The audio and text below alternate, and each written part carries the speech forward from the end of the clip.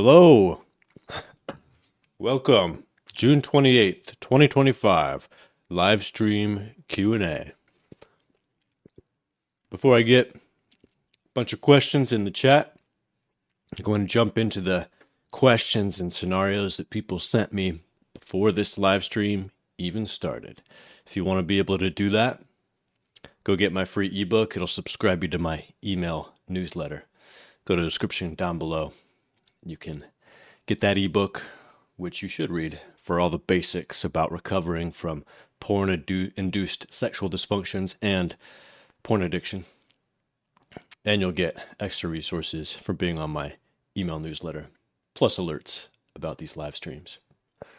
Okay, first situation. I had pornography addiction more than 4 years. The last 1 year, I've been free from porn by the grace of the Almighty.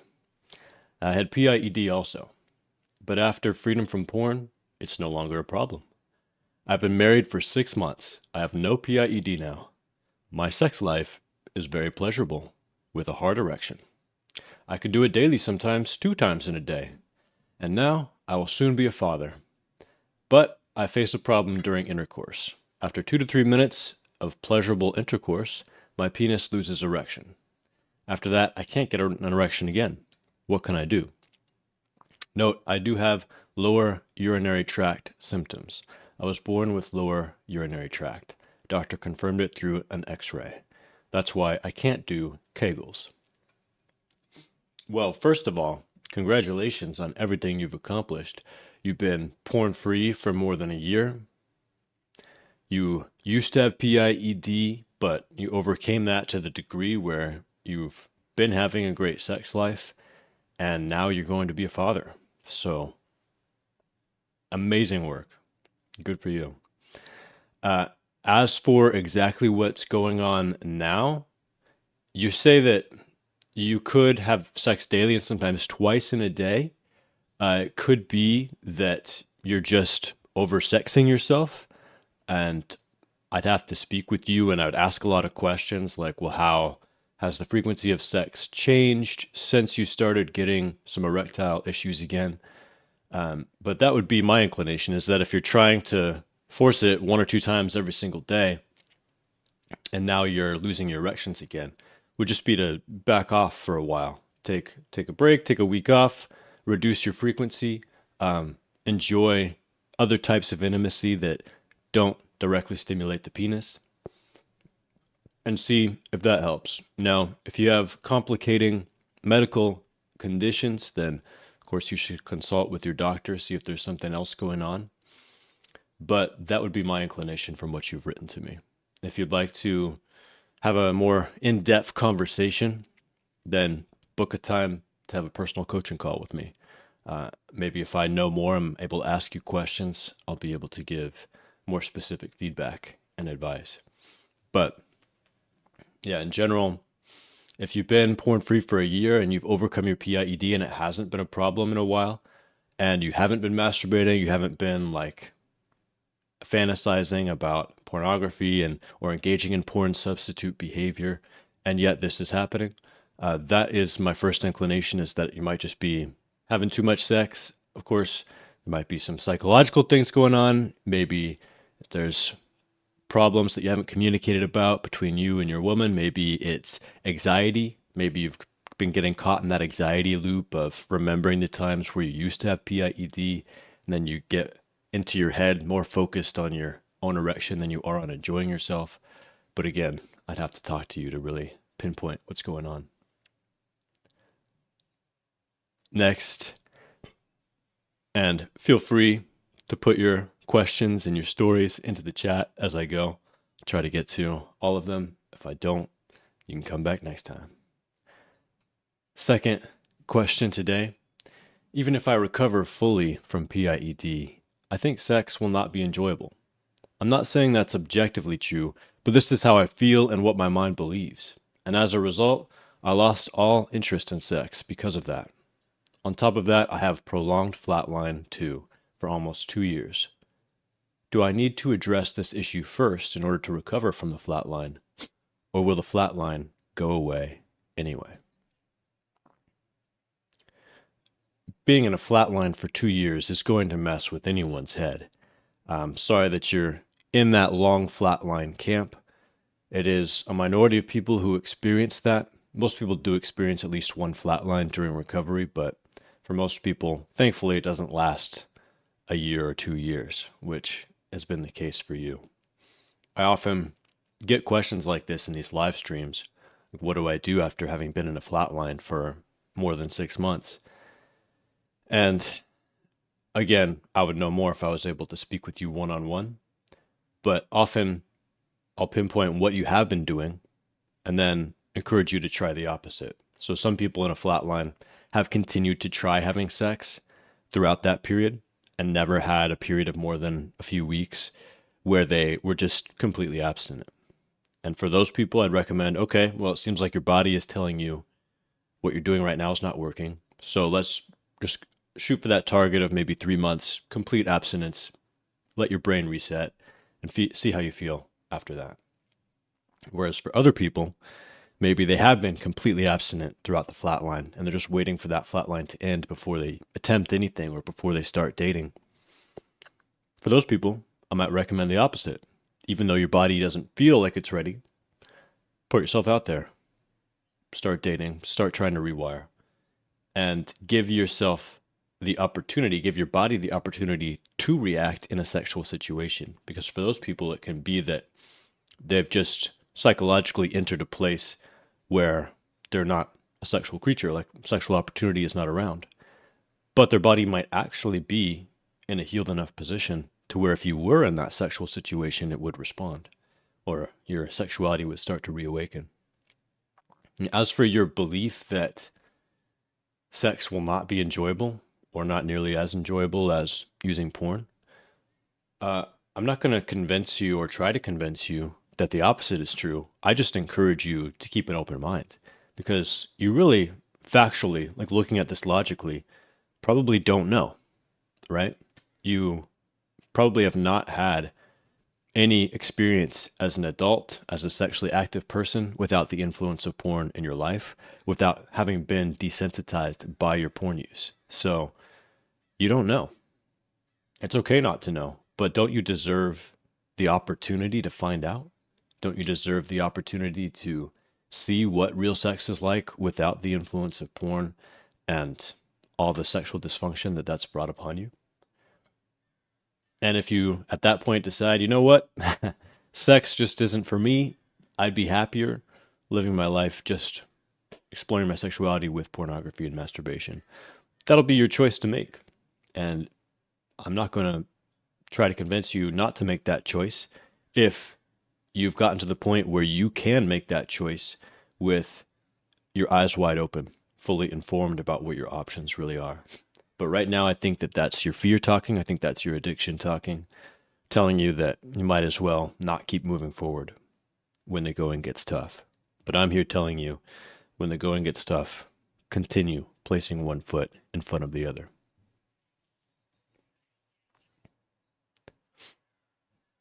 Welcome, guys. First question from the live chat.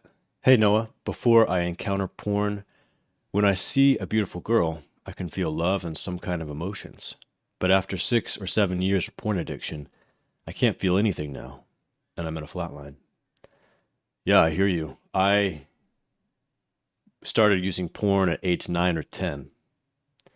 And by the time I was actually old enough and capable enough to date and get into a relationship, I was in my later time in high school, I knew what I was supposed to feel, or I was like trying to feel what I was supposed to feel. But looking back now, I can tell how numb I was. And I can relate that directly to my pornography usage, because when I quit using pornography, when I allowed my brain to heal and resensitize, I could feel all those things that you're talking about. I could feel the full depth and breadth of my emotions, of my desire, of my love, of my sense of intimacy and empathy for others. And yeah, I was able to actually feel love. And I was able to say that to my partner at the time and fully feel that and fully believe it. Whereas before, when I was using porn, I had said that to a woman. It's not that I knew I was lying or anything, but I was like, I love you. I didn't know what I was feeling because I was young, number one, and two, because I was desensitized from porn. But I can tell you that there is hope to, it sounds like you know what that feels like. You didn't get into porn so early that you never got to experience that. So, you know what you can get back to, and there is hope to get back to that. Hey, it's been 98 days since I left porn usage and masturbation. I had a wet dream at day 28, and then only one more orgasm at day 90, which was technically a wet dream too. I didn't masturbate, though I did try to fantasize while I was trying to sleep. Today is day 99, and I have no urge to watch or masturbate. I just want regular healthy orgasms. Because I can't have sex before I get married, it will be a year before I get married. Is there a way for me to get healthy orgasms? It doesn't necessarily have to be masturbation without porn. Maybe just fantasizing about having real sex before sleeping. Okay. Please do reply to me, as I get horny and I just want regular healthy orgasms, that's it.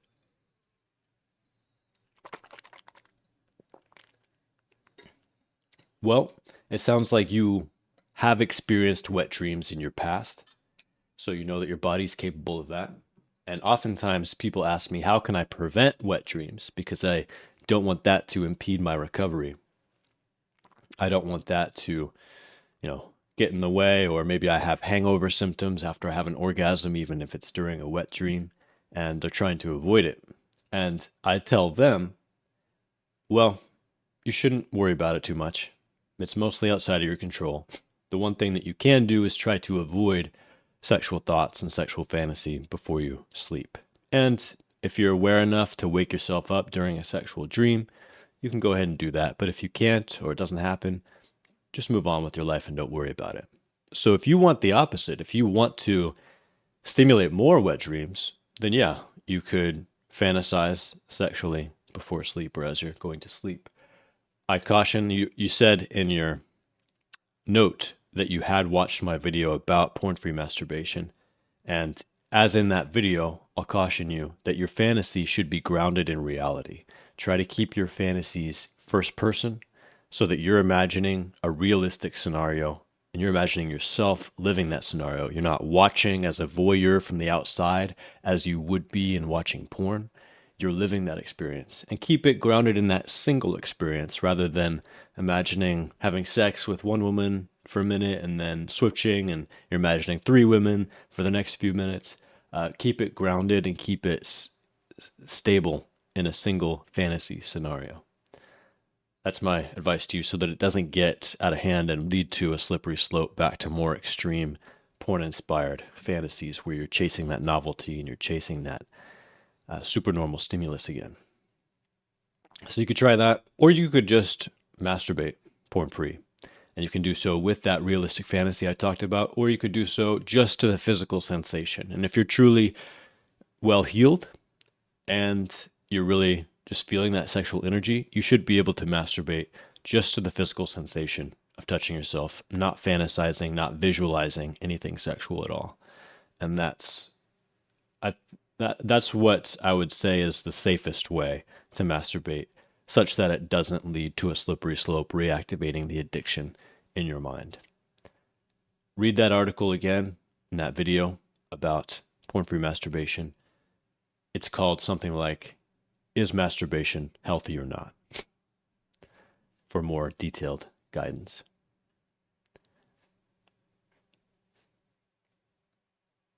Noah, what do you think of VR porn for keeping it a single realistic scenario? I tried this, but it led me down a slippery slope to porn again. Well, I like to pride myself on having an open mind. My initial reaction to that is no. And I would need to be convinced that VR porn could be a healthy way for a porn addict to transition himself over to real intimacy. And right now, I don't believe that to be the case. Like you experienced for yourself, I think it would just continue the addiction and not help. I think a sex toy can be a healthy part of recovery and getting yourself closer to enjoying real intimacy, that penetrative male sex toy, so that it feels more physically like you're having intercourse than it would if you're just touching yourself with your hands, especially if you're not using lubrication.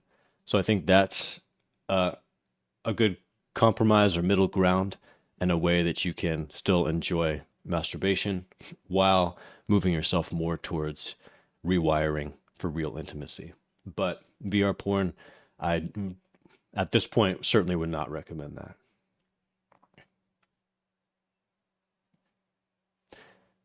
Do you believe that PMO is the main cause of premature ejaculation in most guys today? I don't have the numbers off the top of my head to know that or to make that judgment.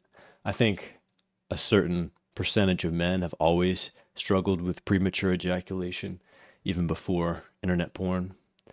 And I don't know what that number is or what that percentage is. And I don't know what it is now that most people are using porn. I certainly do see people whose premature ejaculation is related to their porn use.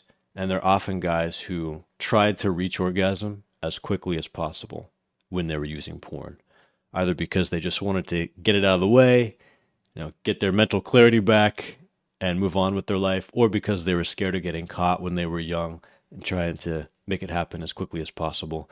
When you do that, you train your body to reach orgasm as quickly as possible, and that will carry over, most likely, into real sex. I inadvertently did the opposite. I would draw it out, I would edge, and I would spend hours using porn before orgasming, and that made it so even once my erectile dysfunction was healed, I had a difficult time reaching orgasm. It would take a long time. It would be difficult because that's how I had trained my body. And you can do the opposite as well, training your body to orgasm very quickly. So for those guys, a lot of it is just about time away from porn and masturbation and rewiring. There are specific techniques that you can use in the moment to allow yourself to last longer. And I go over all those in my video on premature ejaculation. You can search this channel for that video. Hey Noah, I'm single now. I'm in a reboot. I don't have a girlfriend. And I can't have sex and rewire. But can I still recover? Yes and no.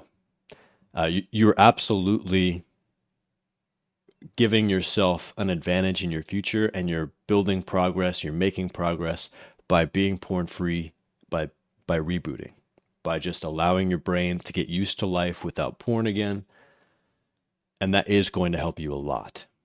If you're asking about recovery from PIED, can you fully recover? I will say that some guys who do reboot for long enough, the first time that they try sex, they are successful. They do succeed in keeping their erection and enjoying sex. That could absolutely happen for you.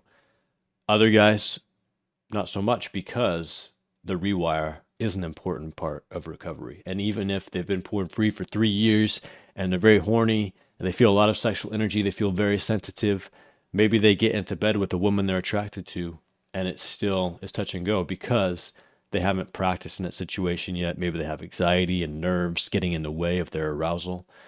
Maybe they just aren't used to the sensations of contact with another human being. They're used to sitting in front of a screen, touching themselves. And that just takes some time and some practice to get used to get comfortable with, and for your brain to start associating those new cues with, oh, it's sexy time. Some people need more of that than others. But one thing that really helps is what you're doing right now. Absolutely, just rebooting, being porn-free. The more you can do that, the better a situation you'll be in when you eventually do try to rewire and have sex. But number 2, being prepared to talk to a new partner about this so that you can explain, and you don't have to go into all the details if you don't want to. You don't even have to mention porn if you don't want to. You can just say, hey, Alice, I would love to talk to you about something that's been on my mind. Number 1, you and I have been on a few dates now. I like spending time with you. I want to spend more time with you. I'm very attracted to you. And something has been on my mind because of that, and that's that I don't have a lot of positive sexual experience in my life. And because of that, I get nervous when I think about sex, and that nervousness can sometimes get in the way of being able to just relax and enjoy myself and be able to actually stay physically aroused and have sex. And I want to talk about that and put that out in the open because once you know, that can take the pressure off, it can take the expectations off. And as long as we take it slow, I'm sure I'll be able to relax and we can enjoy that when the time is right. But if I don't talk about it, then I'm just internally pressuring myself. And I put a lot of pressure on myself to the point that I can't relax and enjoy myself. And so I just wanted to let you know that's been on my mind. And if you can do that, if she cares about you, she likes you too, she'll most likely be very supportive and understanding and be patient with you. And that way you can have that time and that comfort and that relaxed atmosphere to rewire. And before you know it, you'll probably be having successful sex. Is it really possible to fully recover from premature ejaculation just by rewiring the brain and quitting porn and masturbation? Like I said, that's one part of it. Yes, there's also specific techniques that you can do that will allow you to last longer in bed when you get there. The most important thing is to know that there's a correlation between anxiety and nerves and keyed up tension and orgasm. And that's because from an evolutionary perspective, we can see if you're in a situation that's making you nervous or you're anxious or you're scared, it's most advantageous to orgasm as quickly as possible. So you get that job done, you fertilized the female, and now you can put your head back on a swivel and take care of your safety. Whereas if you're in a safe environment, you're feeling relaxed, you're feeling calm, that's a time when you can spend more time having sex, you can enjoy it more, you can build that bond, and then eventually have an orgasm. And that knowledge you need to apply in your situation. It might not be a lion lurking around the corner that's making you nervous. It might just be the pressure that you put on yourself. It might be that your past association with sex is embarrassment and shame and failure. And so getting to a place where you can be relaxed is very important. Part of that is talking to your partner. Part of that too is just being aware of your body, being aware of your breath, breathing slowly and deeply, relaxing your muscles when you feel them tense up, taking a break when you notice yourself getting too tense or getting up too close to that edge, taking little breaks. And if you can do that, in addition to being porn-free and rewiring in a safe and consistent relationship, you'll probably get over the premature ejaculation. Did my penis sensitivity return to normal after quitting porn and masturbation? Yes, it reached a new normal. Of course, I can't know what sex would feel like if I never encountered porn at all, but I believe it would feel similar to how it feels now for me. And like I said, my problem was the opposite. I had delayed ejaculation, very difficult time reaching orgasm, and now that has much improved. Most of the time I have sex, I'm able to orgasm. Sometimes it feels a little difficult still, and I don't try to force it. I just enjoy sex without orgasm part of the time. And it having a supportive partner helps speed up your recovery process. Absolutely. That's one of the biggest assets that you can have in recovery from a porn-induced sexual dysfunction.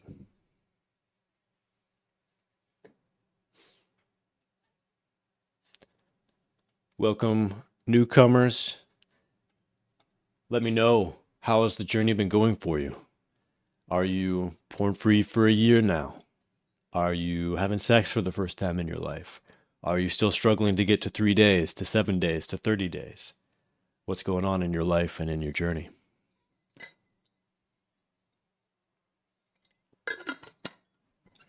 Excuse me while I blow my nose.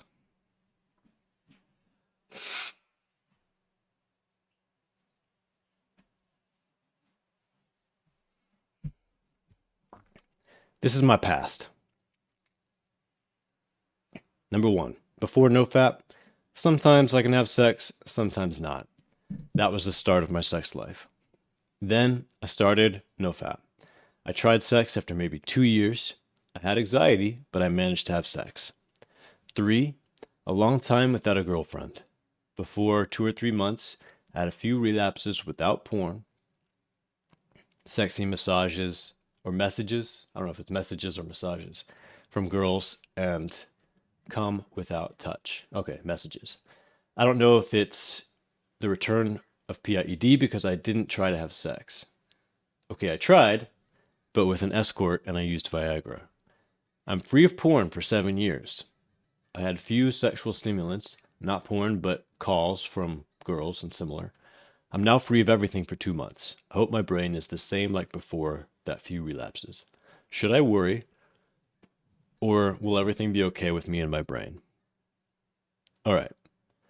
It sounds to me like you've been largely porn-free for 7 years. You've had instances of sexual stimulation and orgasm from things that weren't in-person intimacy, like sexting or calls or messages, things like that.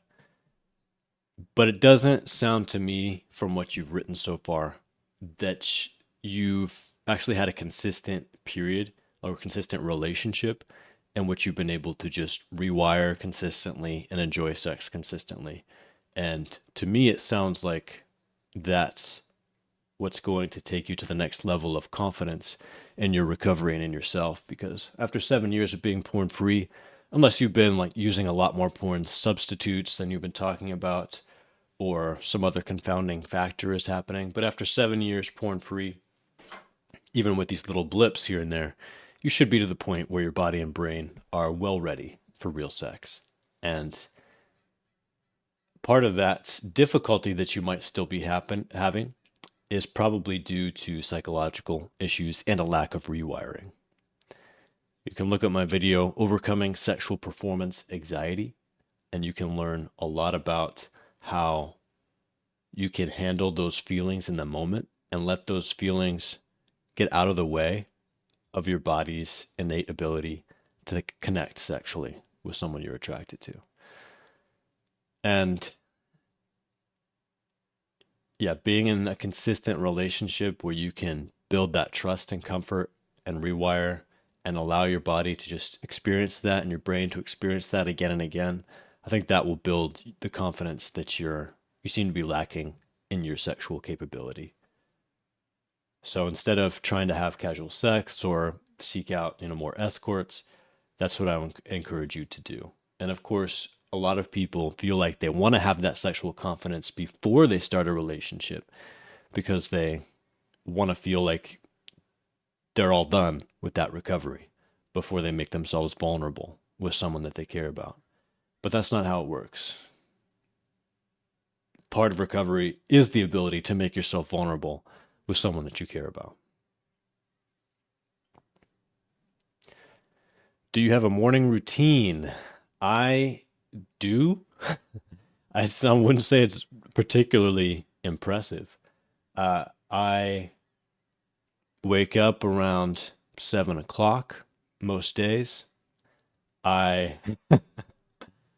Let's see, I stretch. I do stretch. I have a stretching routine. It takes like just a few minutes. Good way to limber up in the morning. And I look at my phone, which, takes about 5 minutes. I check my emails. I check my investment portfolio. And then what do I do next? Then I'll take care of my cats. I'll feed the cats. I'll clean the litter box. Kiss my lady. Sometimes I'll have sex. I would not say I have a routine that I would make a video about, like everyone should follow this routine for maximal success in their lives. I don't worry about morning routine too much. I think there's things to avoid, certainly. Like if it was a problem where I picked up my phone in the morning and I looked at it for like a half an hour, I would want to cut that out but I look at it for just a few minutes, check my emails and stuff, check, see if I have any new messages. Um, yeah, and then I usually get to work. That's the morning routine. And there are other things that I try to do every single day, like some form of exercise every single day, some form of cold exposure every single day, like cold bath, cold shower, or some days it's just washing my face with cold water in the morning. But I like that. And every single night, this is a really important one.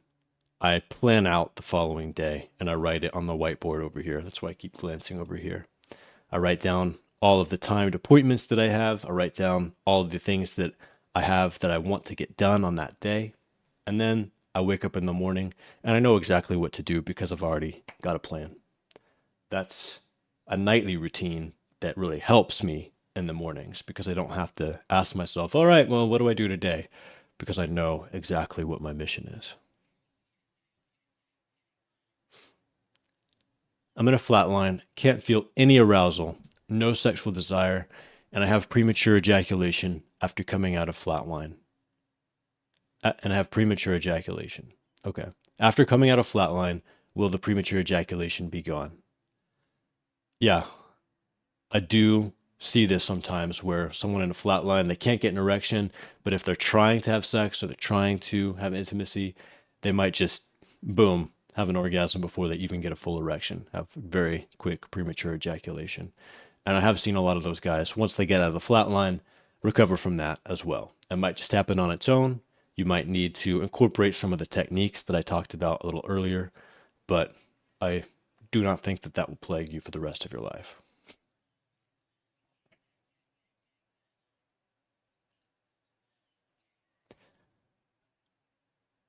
Just struggling at the moment after trying to date and find a partner. I went a year without porn, but it's like starting again when I open my heart up to sexuality. I fear I need abstinence. It is hard. I feel you, man. Yeah, abstinence, it's not always easy, but it's simple. It's clear cut. And once you get into the groove of just being totally abstinent, it's fairly easy to keep that momentum. It's difficult, it's painful, it's emotionally upsetting to open up your heart to hope and to connection and to dating and get disappointed. And a lot of dating is disappointment. Like you build up the hope and the excitement in a new connection, and then she flakes, or, it just falls apart for one reason or another, or you find out more about her and she's not actually what you're looking for. Whatever, it's hard, it's difficult. And those emotions are in themselves going to be destabilizing for your addiction recovery, because every single addict I've ever worked with, they don't just use because it feels good, they use to deal with difficult emotions. They use to make themselves feel better when they're feeling something painful. And if you're feeling that pain of rejection or disappointment in dating, or you like built up that sexual energy and now it has nowhere to go because that fell apart, you're not going to see her anymore.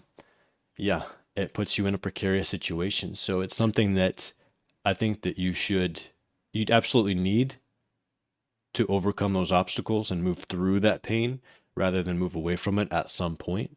But it should be at that point where you feel stable in your recovery. You have a robust suite of tools and skills available to keep you on the path, the porn-free path that you've chosen for yourself. And you're confident that you will be able to handle the emotional roller coaster of dating without falling back into porn. But if you think you need more time, just abstinent, not worrying about dating, go for it. But try to make sure that that decision is being made from a place of rational thought and wisdom rather than a place just of fear, a fear of being hurt again, fear of being disappointed. I've been trying to quit porn since 2018, and here I am, jerking off on my bathroom floor yesterday. I'm a 33-year-old guy from India who hasn't got a job, relationship, or a will to live. Please help me somehow. Bye. I'm glad you're reaching out to me. I'm glad you're reaching out to someone. You've been trying to quit porn for 7 years. From just what you wrote me, of course, there's not a lot of detail in there, but I imagine you haven't seen much progress in that time. And like I talked about in my most recent video on this channel, addiction recovery is one of the few things in life where the more you fail, the harder it becomes. And you actually might get further and further away from your goal, which is to live porn-free. Whereas in other goals like learning a language or training for a sport or building muscle in the gym, the more you fail, but you're trying and you're failing, the closer you are to your goal, because you're learning from those failures, you're putting in practice, your body's getting stronger. Even if you can't lift, your own body weight 10 times on the bench yet, every time you try and fail, your body's getting stronger. Every time you have a conversation in a second language and you fail to understand or you fail to communicate, you're learning a little more, you're practicing, you're putting in the reps, and you're getting better and better. But in addiction recovery, it can often be the case that when people fail over and over again, they're not learning from it. They're not getting better. They're not building strength and confidence. They're actually losing all those things. They're losing hope in themselves. They're losing confidence. They're losing their will to continue moving forward in that goal because it feels so out of reach. And they get discouraged. And they lose trust in themselves and in their ability to stick to their own boundaries that they've set out. And for those people who've gotten caught in that cycle, I encourage them, just don't even worry about porn for a while. If you need to use it, go ahead, use it. And don't even put the pressure on yourself to stop. Don't shame yourself afterwards. Don't beat yourself up. Instead, let's move our focus for a while. Let's focus instead on building up some positive parts of your life, some positive skills, like the ability to identify the emotion that is pushing you toward porn when it happens. And you don't have to stop yourself from using porn. Just before you use porn, ask yourself, okay, what am I feeling right now? Can I label it? And once you label it, okay, you built that skill. Now use porn. Go ahead. It's fine, because we're not focused on that right now. We're focused on building other skills. You can journal and ask yourself, what am I missing in my life? What real needs do I have that I'm trying to substitute porn for? And try to fill up your life in those ways. Join an intramural sports team, gives you friendship, exercise, camaraderie, a team. Find a different job that's not sucking your soul out of your nostrils. And that one's easier said than done. But try to build a life that's satisfying in other ways. Try to build the skills of emotional regulation and mindful identification of your emotions.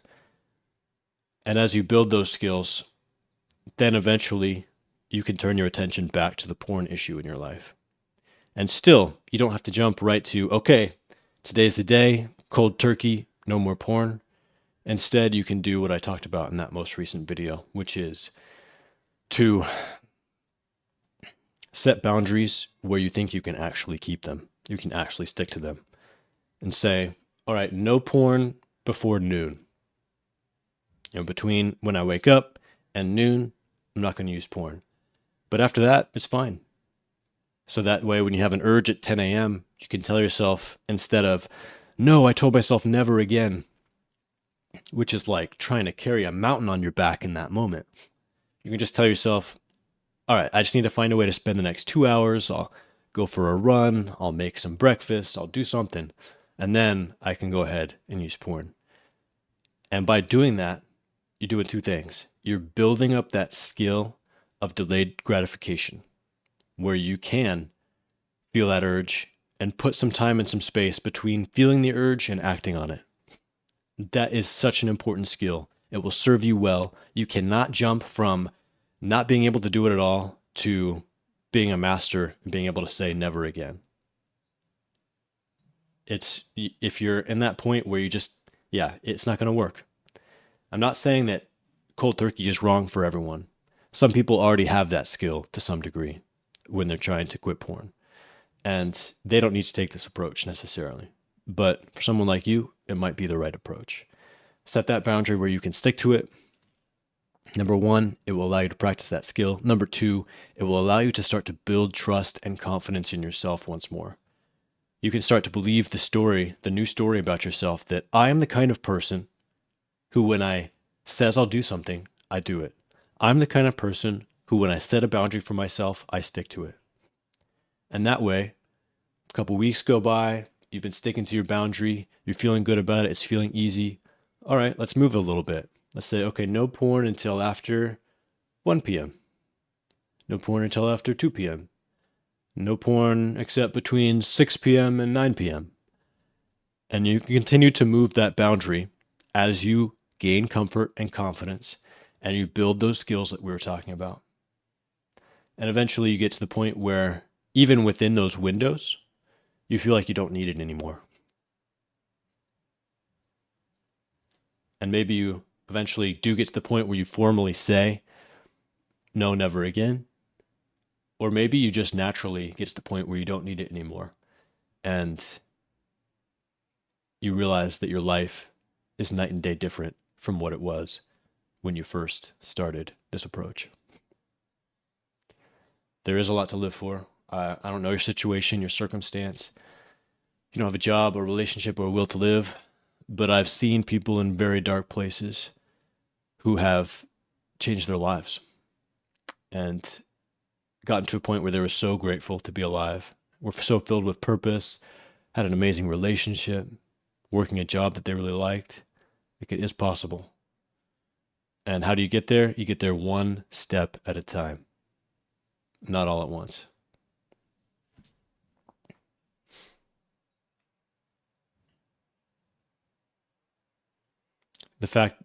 Rari says, the fact that a person says, I want to stop is already a big thing. That's totally true.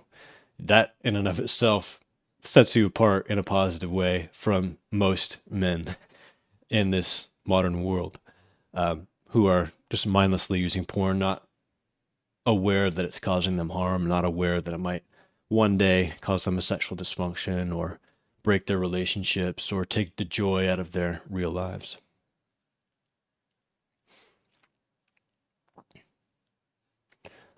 All right, gentlemen. Any more questions for me? Gotten to the end of my pre-canned questions. If I missed anything, let me know. If you have any other questions for the end of this live stream, type them in now.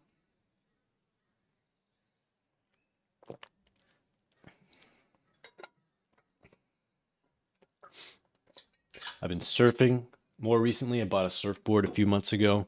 In February, my partner and I, we went to Hawaii, and we took a surf lesson there. It wasn't the first time I'd surfed. It was probably like the fourth or fifth. But after that, I was like, okay, I want to get better at this. So I bought a surfboard. I've been going surfing a lot more here on the Oregon coast, and every time I get a little bit better. It's hard, it is exhausting, but every time I get a little bit better, and that's been feeling really good. I think it's important to have physical hobbies and outlets like that, out in nature especially, to fill up your life with and get excited about. In the past, I've had others that I still do, like motorcycling, disc golf, swimming, cliff jumping, but surfing is my current pinnacle of nature hobbies, and I'm really enjoying it.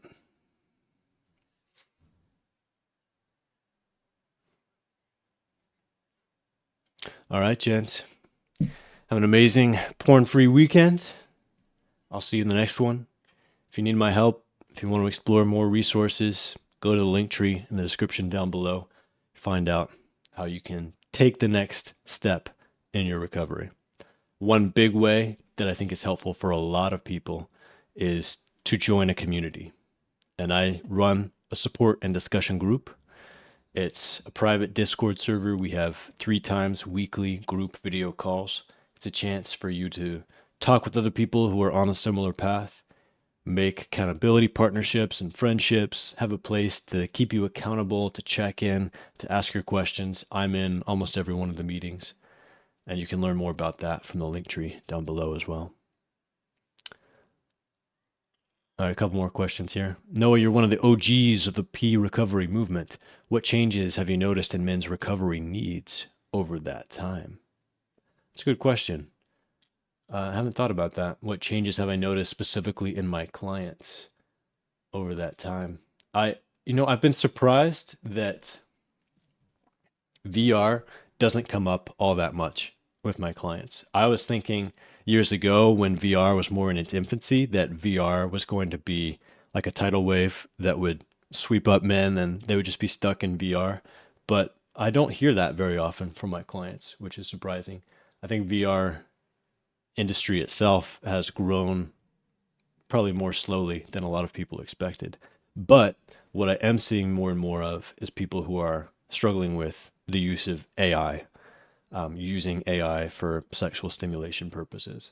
And I think that that is going to be more and more consuming a lot of guys and becoming extra gasoline on the fire of their porn addiction. And that's difficult because a lot of us are using AI more and more for our jobs or for practical purposes. And now that tool has become a trigger, a sexual trigger, an addiction trigger for a lot of guys, which is very difficult. Thanks for what you're doing. What books do you recommend? So, first book comes to mind is Tiny Habits. Not specifically about pornography addiction or recovery, but it's the best single text I've ever read on understanding human behavior, why we keep doing what we keep doing, why we are not able often to create new habits that we want in our lives, and what to do about it. Tiny Habits by B.J. Fogg. Also really enjoyed reading Dopamine Nation by Anna Lemke a couple years ago. That one does deal with pornography addiction in addition to other addictions. And for those of you in relationships, or who just want to be in a relationship, I really recommend Men Are From Mars, Women Are From Venus. It's a classic. I thought it was going to be like more hokey than it was when I read it. My partner and I read it together, and it actually helped us to better understand each other a lot and has really improved our communication and our relationship. Day 30 today, PMO free. Still feel like shit though. Low everything, low libido, my penis shrunk, 0 to no erections. Did you experience the same thing around this day in your journey? I remember in one of your old videos, it took you 6 months to fully heal. Age 28, started age 13. So it sounds like you're in a flat line. I did not experience a flat line in that first leg of my journey. I experienced one after my first relapse, which was like 9 months into my journey. But it's not a one size fits all. And I do see a lot of people who get into a flat line in that first month. And it sounds like you're one of those. Most flat lines last between 2 weeks and 2 months. Just give it time. Focus on other parts of your life. And your body will probably let you know when the flat line is ending.